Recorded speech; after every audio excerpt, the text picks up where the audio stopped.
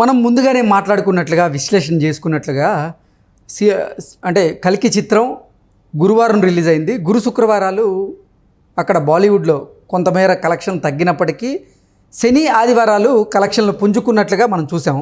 ఏంటి ఎంత కలెక్ట్ చేసాయి శని ఆదివారాలు? బాగానే కలెక్ట్ చేశాయి. శని ఆదివారాలు ఒక 200 కోట్ల పైగా కలెక్ట్ చేస్తే అప్పుడు వచ్చిన చిల్లర 300 కలుపుకొని 500 కోట్లకి కొంచెం సెటిల్ అయింది.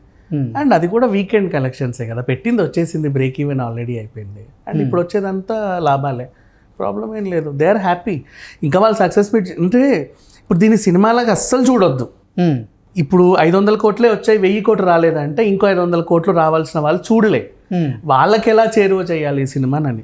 అండ్ నెక్స్ట్ బ్రహ్మాస్త్ర కాన్సెప్ట్ని కూడా వీళ్ళు అమలుపరిచే అవకాశం ఉంది. ఎలా బ్రహ్మాస్త్రాన్ని ఏం చేశారంటే ఇంక అందరికి రీచ్ అవ్వడం కోసం బై 1 get 1 పెట్టారు. 100 రూపీస్లో 100 రూపీస్ టికెట్ని బై 1 get 1 పెట్టి అందరికి చూపించేశారు. అప్పుడు మళ్ళీ కలెక్షన్స్ పుంజుకున్నాయి. మేబీ కల్కి కూడా రేట్లు తగ్గించి అందరికీ దగ్గర చేసే అవకాశం కూడా ఉండొచ్చు, చెప్పలేం. ఓకే, ఈ కల్కి చిత్రం కలెక్ట్ చేస్తున్నటువంటి కలెక్షన్స్ గురించి ప్రముఖ దర్శకుడు ఆర్జీవి ఆయన ఒక ట్వీట్ చేయడం జరిగింది. అంటే అశ్వనీ దత్ అలాగే వారిద్దరి కుమార్తెలు ఈ కల్కి చిత్రం ద్వారా వస్తున్నటువంటి ధనాన్ని దాచుకునేందుకు వారు ఒక బావిని దవ్వాల్సిన అవసరం ఉంది.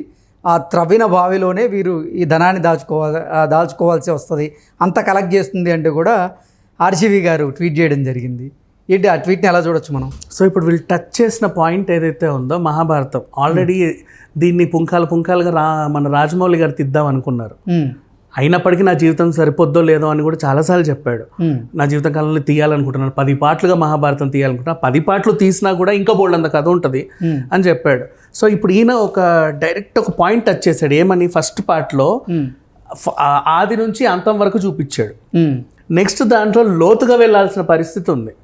సో వీడి దగ్గర బాగా కథ ఉంది, అరే భలే ఉన్నాడే కొత్త డైరెక్టర్ అని ఒక సీనియర్ డైరెక్టర్ అనిపించి ఆయన ఏం చేశాడు అంటే, నీకు ఇంకా పార్ట్ 2 నుంచి మొదలు పెట్టుకుంటే మీరు ఇంకా పెద్ద బావి తవ్వుకోవాలి వచ్చే కలెక్షన్స్ అలా దాచుకోవడానికి అని అన్నాడు. ఎందుకంటే ఫస్ట్ ఇంట్రొడక్షన్ ఇచ్చేసాడు. ఆ ఇంట్రొడక్షన్ నుంచి పార్ట్ 2, పార్ట్ 3, పార్ట్ 4 ఇంకా అర్థమవుతుంది జనాలకు. ఒక 2 పార్ట్లు చూస్తే వెళ్ళిపోతుంది కదా, ఈజీగా వెళ్ళిపోతుంది. భారీగా హైప్ కూడా క్రియేట్ అవుతూ వస్తుంటుంది హ్యాపీగా. ఇప్పుడు డైరెక్ట్గా అవెంజర్స్ చూసే వాళ్ళకి కూడా చెప్తా, ఫస్ట్ టైం అవెంజర్స్ చూసే వాళ్ళకి వాళ్ళందరూ ఎవరో తెలియాలి కదా. ఫస్ట్ ఆ పాత్రలు పరిచయం అవ్వాలి, వాళ్ళ ఇండిపెండెంట్ సినిమాలన్నీ చూడాలి. అప్పుడు డైరెక్ట్ అవెంజర్స్ 2 అర్థమవుతుంది చాలా నీట్గా. ఫస్ట్ చూసేవాడికి ఏంటో బాగుంది, అందరు సూపర్ హీరోలు ఉన్నారు, బాగానే ఉందిలే పర్లేదు అని అనుకుంటాడు. ఇది కూడా అంతే, పాత్రల పరిచయం వరకు అన్ని చేసి వదిలేశారు. ఇప్పుడు లోతుగా వెళ్ళాల్సి ఉంది. కల్కి చిత్రం ద్వారా ఇప్పటికే అశ్వనీ దత్ గారికి 500 కోట్లకు పైగా లాభం వచ్చినట్లుగా కొన్ని వార్తలు వస్తూ ఉన్నాయి. నిజంగా 500 కోట్లకు పైగా లాభాలు వచ్చినాయి?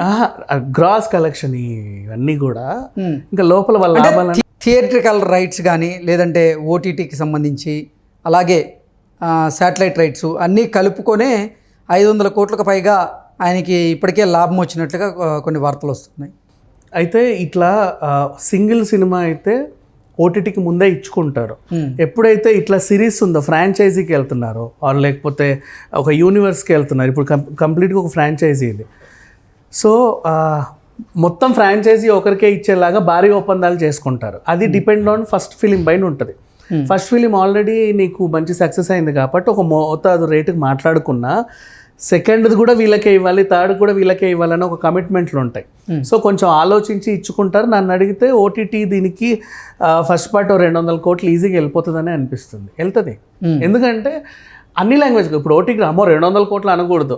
ఇప్పుడు 200 కోట్లు అంటే తక్కువే ఎందుకు చెప్పనా, 200 కోట్లు డివైడెడ్ బై 8 లాంగ్వేజ్లు. అప్పుడు నీకేంటి, ఒక లాంగ్వేజ్ నువ్వు 25 కోట్లకు కొన్నట్టే సినిమాని, అంతే కదా. 25 కొన్నట్టే, తెలుగు 25, తమిళ్ 25, కన్నడ. మరి శాటిలైట్ రైట్స్ ఎంతకు వచ్చే అవకాశం ఉంది? శాటిలైట్ రైట్ ఇప్పుడు అప్పుడే ఎవరు ఏదైనా పండగకి ఇస్తారు, ఏదైనా పెద్ద ఛానల్ ఆల్మోస్ట్ అది కూడా వెళ్ళొద్ది. సాంగ్స్ కూడా దాన్ని మళ్ళీ టీ సిరీస్ కానీ ఇంకెవరన్నా వారిని వీడియో సాంగ్స్ అన్ని ఆల్రెడీ ఆ ఒప్పందాలన్నీ అయిపోయాయి. అటు ఈ ప్రత్యక్షంగా పరోక్షంగా అన్నీ కలుపుకుంటే ఇప్పటివరకు అయితే నన్ను అడిగితే, అంటే వీళ్ళు చేసుకోగలిగితే ప్రజెంట్ ఓటీటీని ఏం లాక్ చేయాల, వీళ్ళు ఇంకా లాక్ చేస్తే కనుక ఇప్పటివరకు అయితే ఇప్పుడు మన కళ్ళ ముందు 500-600 కోట్లు కనబడుతున్నాయి కానీ 1000 కోట్లు ఈజీగా వచ్చేసి ఉంటాయి అంతే. అంటే మాట్లాడుకున్నాం అసలు మొదటి 4 రోజుల్లోనే 1000 కోట్లు దాటే అవకాశం ఉందంటూ కూడా అన్ని కలుపుకొని కానీ 500 కోట్ల దగ్గర ఆగిపోయింది. థియరిటికల్ మాత్రమే.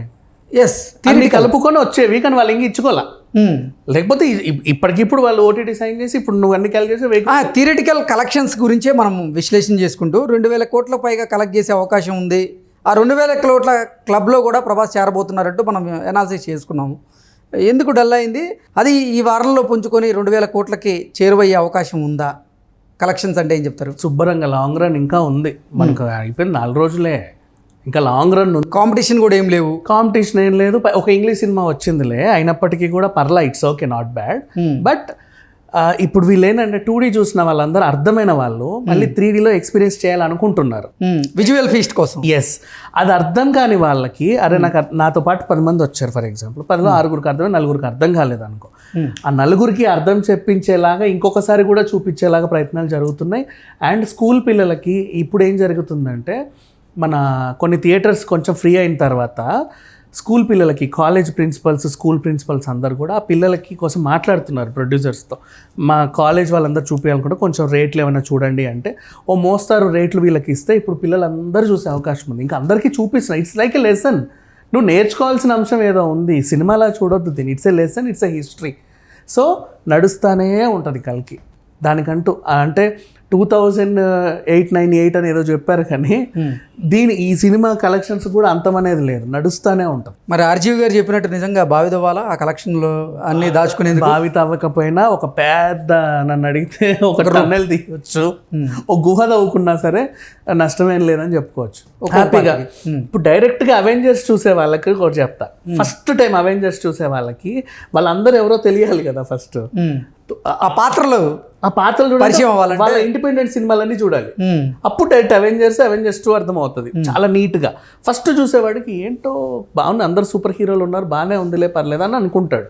సో ఇప్పుడు వీళ్ళు టచ్ చేసిన పాయింట్ ఏదైతే ఉందో, మహాభారతం ఆల్రెడీ దీన్ని పుంఖాలుగా మన రాజమౌళి గారు తీద్దాం అనుకున్నారు. అయినప్పటికీ నా జీవితం సరిపోద్దో లేదో అని కూడా చాలాసార్లు చెప్పాడు. నా జీవిత కాలంలో తీయాలనుకుంటున్నాను, 10 పార్ట్లుగా మహాభారతం తీయాలనుకుంటున్నా, 10 పార్ట్లు తీసినా కూడా ఇంకా బోల్డ్ అంత కథ ఉంటుంది అని చెప్పాడు. సో ఇప్పుడు ఈయన డైరెక్ట్ ఒక పాయింట్ టచ్ చేశాడు. ఏమని, ఫస్ట్ పార్ట్లో ఆది నుంచి అంతం వరకు చూపించాడు. నెక్స్ట్ దాంట్లో లోతుగా వెళ్ళాల్సిన పరిస్థితి ఉంది. సో వీడి దగ్గర బాగా కథ ఉంది, అరే భలే ఉన్నాడే కొత్త డైరెక్టర్ అని ఒక సీనియర్ డైరెక్టర్ అనిపించి ఆయన ఏం చేశాడు అంటే, నీకు ఇంకా పార్ట్ 2 నుంచి మొదలు పెట్టుకుంటే మీరు ఇంకా పెద్ద బావి తవ్వుకోవాలి వచ్చే కలెక్షన్స్ అలా దాచుకోవడానికి అని అన్నాడు. ఎందుకంటే ఫస్ట్ ఇంట్రొడక్షన్ ఇచ్చేసాడు. ఆ ఇంట్రొడక్షన్ నుంచి పార్ట్ 2, పార్ట్ 3, పార్ట్ 4 ఇంకా అర్థమవుతుంది జనాలకు. ఒక 2 పార్ట్లు చూస్తే వెళ్ళిపోతుంది కదా, ఈజీగా వెళ్ళిపోతుంది. భారీగా హైప్ కూడా క్రియేట్ అవుతూ వస్తుంటుంది. ఓకే అండి, థ్యాంక్ యూ సో మచ్.